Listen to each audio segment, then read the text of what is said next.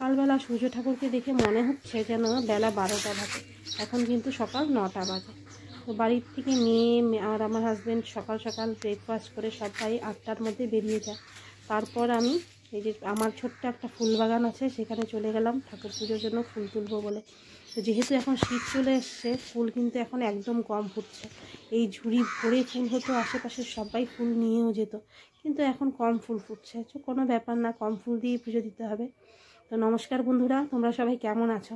আশা করি সবাই ভালো আছো, আমিও ভালো আছি। অনেক দিন থেকেই ভিডিও দিব কিন্তু সময় হয়ে উঠছিল না ভিডিও দেওয়ার। তো ভাবলাম আজকে তোমাদের সাথে আমার ডেইলি লাইফের কিছু মুহূর্ত তোমাদের সাথে শেয়ার করব। আজ ছিল মঙ্গলবার, বজরংবলী মহারাজের পুজো ছিল। বাগানে যা ফুল হয়েছিল, যতটুকু লাল ফুলের দরকার তার থেকে বেশিই ফুটেছিল।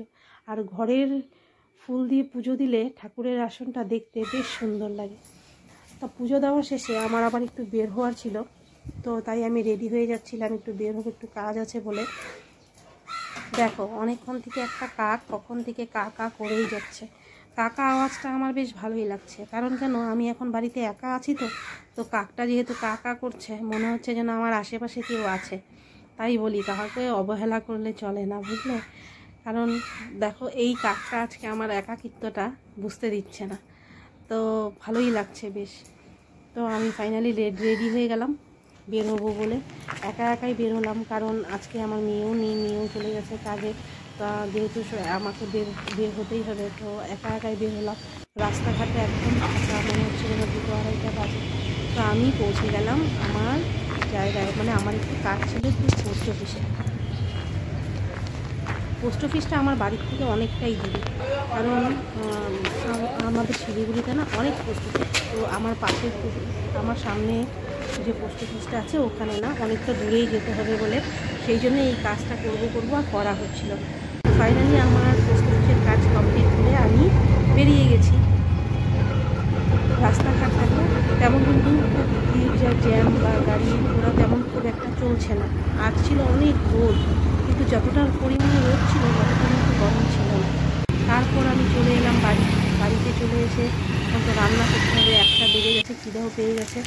সেই জন্য আমি একদম শর্টকাট বললেই চলে, শর্টকাটে রান্না করে নিলাম। যেহেতু আজকে মঙ্গলবার নিরামিষ ছিল, তো ফুলকপির ডাঁটা, শিম, আলু, বেগুন দিয়ে একটা চচ্চড়ি করলাম আর বেগুন ভাজলাম, কারণ এটা আমার খেতে খুব ভালো লাগে। তো আমার জন্য তো হয়ে গেল যে আমার এটা ভালো লাগে, আমি এটা বানিয়ে নিলাম। তারপরে এখন বানাতে হবে আমার মেয়ের জন্য। আমার মেয়ের আবার ফুলকপি আলুর তরকারি, মাখা করে তরকারি আমার মেয়ের খুব খেতে ভালো লাগে। তো যেহেতু ভালো লাগে, আর আজকে নিরামিষের দিন, অন্য কিছু তো মাছ মাংস ডিম কিছু রান্না করব না, সেই জন্য মেয়ের জন্য ফুলকপি আলুর তরকারি মাখা করে আমি রান্না করে নিলাম। এখন বেজে গেছে বেলা 2:30, খুব খিদে পেয়ে গেছে।